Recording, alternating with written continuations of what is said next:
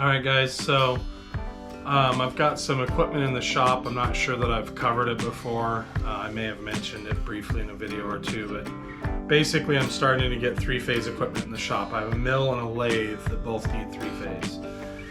I have a rotary inverter. I think it's rotary inverter, not rotary converter. And I have two VFDs. And what I don't like about the rotary inverter is that there's this wild leg that you have to deal with, or at least that's what I've read online. I'm not an electrician.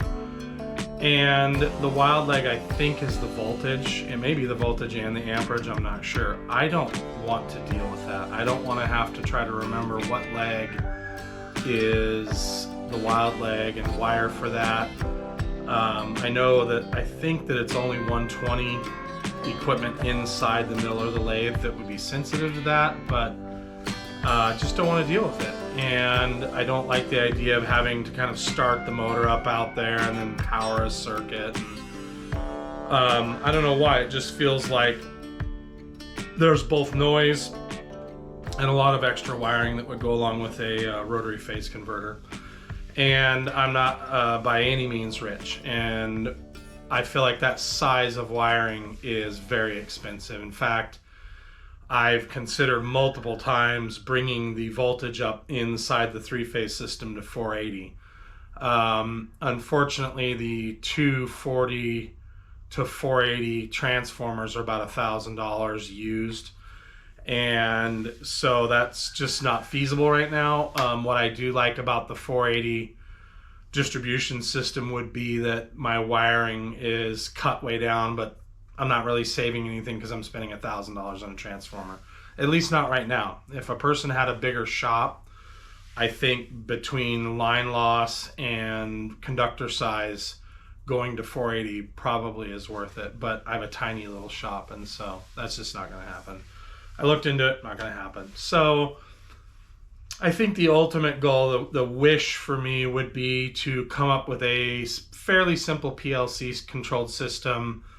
I don't know if it would be remote control via Bluetooth or infrared. You know, I just have not looked into those systems well enough to be comfortable saying on camera what would be the right fit. But basically what I'm going to try to do, my intention, is to put a VFD in the panel behind me and then have electronics in the panel that allow me to distribute the three-phase power to different pieces of equipment. So normally you'd have a VFD at the piece of equipment and you just buy one for each piece of equipment.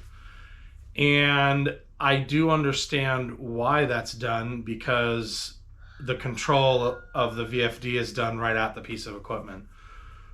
So this may not work. The caveat here is that I'm full of crap and this can't be done well. And so I'm going to find out. My intention is to put the VFD inside the box here and then distribute the three-phase power out to each piece of equipment. For now, because I need the power to the equipment, I need to get it up and going. I'm just going to get the three-phase in, or the VFD inside the panel, get breakers in, get power out to the equipment, and just come over here and manually turn breakers on and off. That's an easy poor man's solution to just control the equipment with breakers. But eventually I would like to automate it somehow. So that could be over, a really cheap way of doing it would be over Ethernet. And I'm sure that's both VFD and PLC compatible, but I really would also like wireless control. So I just don't know how reliable wireless would be. Anyways, I feel like I've done a lot of talking, so we'll take a look at this panel and see what's in there now, which is nothing. It has a, what do they call it? It's like a dead pan, or gosh, I wish I could remember the terminology. It's basically a backer that goes inside where you mount all of your controls. I plan on doing DIN rail, and so that's where all this is going to go, is to a DIN rail setup. It was originally mounted and tapped, I think it's 1024 or 1032 straight to the back panel, but I'm going to go with DIN rail. So some of the stuff in there is not going to be DIN rails, can be mounted to the panel. Anyways, all that to say, we'll get started here and kind of jump into this. I don't know how many videos this is going to be. It could be one. It could be it's probably going to be a bunch, just because we'll get the equipment running and then we're going to come back and do some upgrades. So anyways, here we go. I got this panel from Facebook Marketplace listing. It came with a bunch of internals. Pulled all that stuff out just because I don't know what, if any of it, that I'm going to be able to use. It got dropped and the door latch, the door latch got damaged. And so that's all been pulled out. I'm going to mount a light here. It also has manual thumb screws, which is what's going to be used to open and close it. I'm not going to be in and out of it that much. So we'll get a light here that indicates when it's in use. But anyways, it's just a panel that came out of some plant somewhere. And it's just an empty box, as you can see. And I got online one of these cheap Chinese master switches, and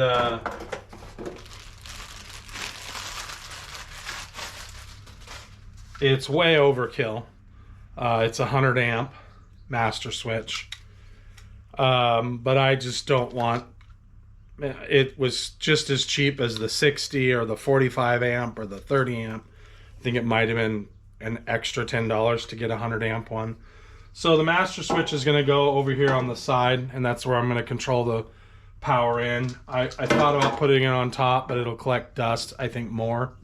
So it's actually going to go here, and my 110 circuit's going to obviously go in the top of the box and go into this master switch that's my disconnect for the whole panel.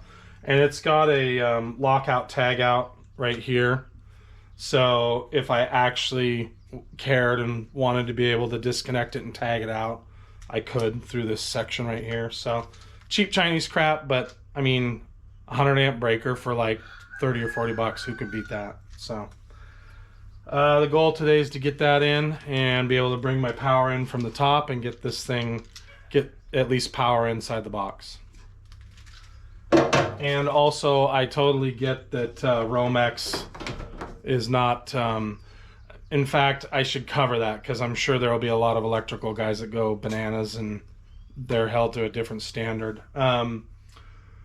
None of this is code at all. So if you're watching this video and you're expecting this to be code, you should just stop watching right now. It's not code. It's not going to be code. I will run some EMT conduit because I don't care, again, that Romex can't go on EMT. I want the protection, the hard protection in the shop. I don't want to be able to bump into it and pierce the soft sheathing. You know, this is meant to be ran in a stud wall.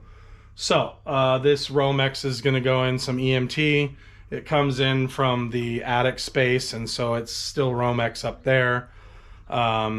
But yeah, so we'll run hard EMT line down into the box here. So anyways, so what I did is I've got painter's tape and I just marked out where I want it and used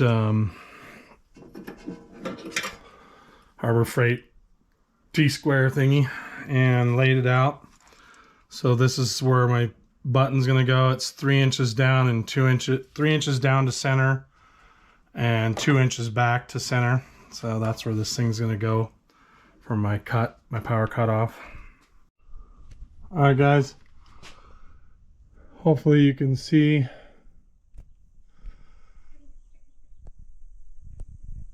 that that's mounted, and you can see my lines. And then I gotta deburr it. Yep, that's what it looks like on the inside. And if you're using one of these, where is it? The body has embedded screws. This GoPro can't focus, so yeah, you got to go into those little embedded screws. Okay, if you happen to be mounting this type of switch, it's directional. So this piece here is triangular, the shaft, and the flat spot goes at the bottom and the point goes up. So I mounted it upside down, and right now it's like that, and it should be like this. So you can get the body inside turned around 180 degrees. So just make sure that this fits on, you know, up is off and over is on. So something to be aware of. Also, the back side of it on the terminals, it says T1 for your motor and L1 through 3 for your line in. So if I would have looked at that, I would have seen that line in was on top. So anyways, I missed it, but yeah, you'll want to catch that. All right, I'm not sure I was clear on that last clip. So in my case, line in is coming from the top, and I also want off to be straight up. So anyways, I got it in.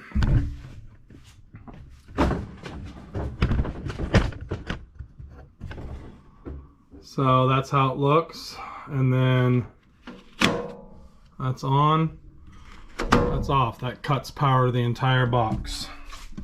And then here's my switch. It's a little close to this, but it ended up clearing. I don't know that I would have changed it. I might have moved it back a little bit, but yeah, that's it. So move on from here. All right, part number when I got this is GLD11-100A changeover switch, and that's 100 amp. I believe I got it on Amazon, and of course it's made in Chinois. So anyways, that's that. I may or may not have a link in the description. All right guys, I wanted a real clean hole cut in the top of this, so I have yet to try out my magnetic drill. I figured this would be a perfect time to do it. You can see it above my head right here. It ended up being, I think, a 13/16 hole for the 1/2 inch EMT. So we'll go ahead and get this hole drilled. All right guys, we're gonna go ahead and drill this hole. Try to.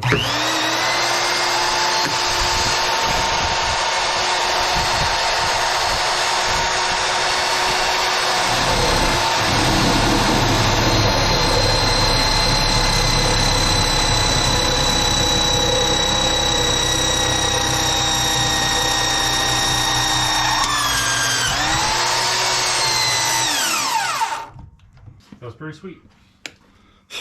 China for the win. China for the win. Alright guys, where we're currently at on this project is I'm drilling control holes here. I've got power in. I had to switch that over to 4-wire, which is 2 hots, a neutral, and a ground. And the reason for that is I could not figure out, and I don't think you can actually do it, I couldn't get the buttons and the contactor to work with 220, 2 hots and a ground. Everything I read, you have to have a neutral to switch to use the control setups that I've seen on YouTube. Maybe there's some, you know, I could have put a transformer in here and got 120 that way. I don't know. I don't really care. It was easier just to run the 3-wire, and since I'm new to the controls thing, it's been a pretty steep learning curve. So anyways, I'm new to the controls thing, and what I'm trying to do, I haven't seen any actual YouTube videos. I'm going to use this to distribute the VFD power to both the mill and the lathe. They're both going to have stop-start functions at the mill and the lathe, and so I've got to have my inputs that go to the VFD switched, which I'm hoping to do through a relay, and then this right here is just for, I would call it arming the system. It's going to be power to the plugs, but it can't be turned on without control wiring that comes from the 2 machines, and so I have to also figure out how to switch that control wiring. Anyways, I'm going to drill horizontally on the doors here. Obviously I have a magnetized slug cutter or whatever they call them, but I'm also going to ratchet strap it to the box, because the last thing I want that thing doing is falling off on the floor. And I know they supply ropes, but I've got to screw it into the ceiling and all that bull crap. So it's just easier to do a ratchet strap.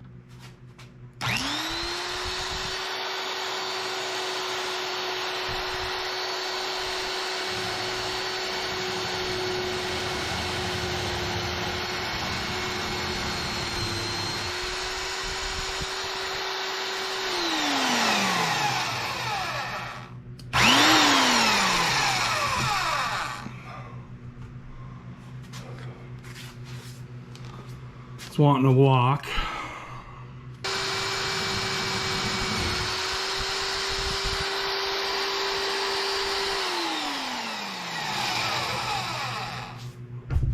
All right, this thing's getting a lot of vibration, so I'm gonna try to figure something out. All right, I have this thing ratchet strapped down. Let's try this again.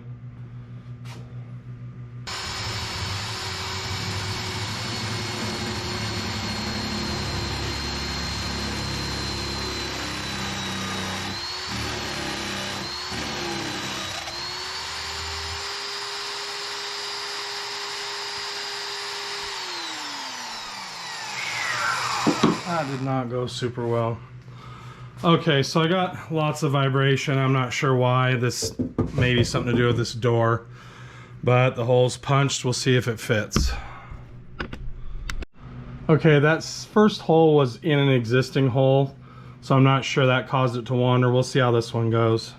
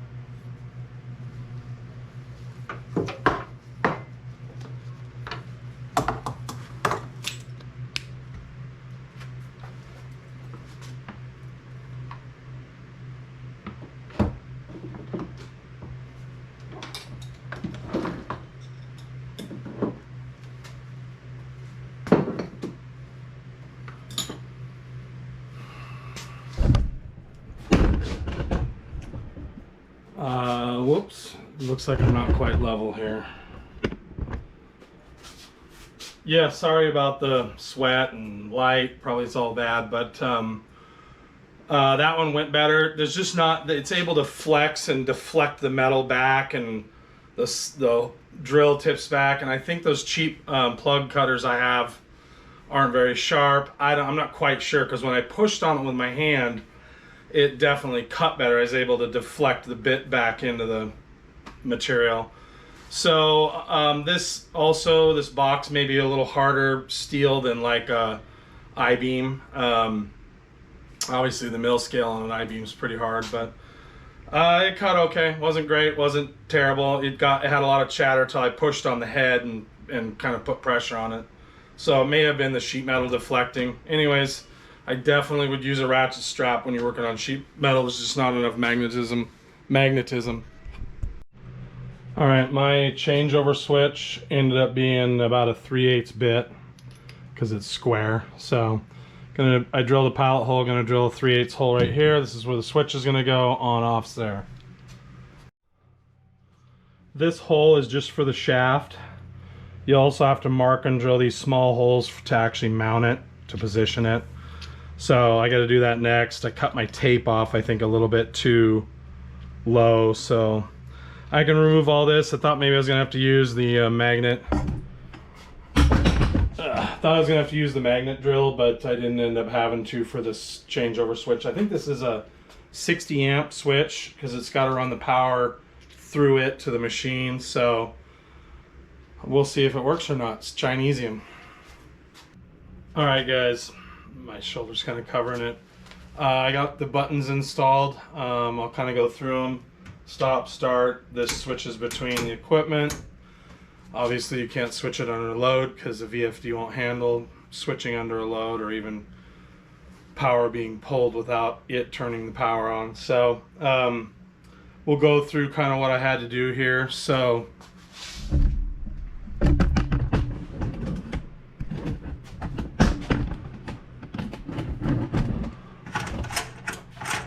you're gonna need a person.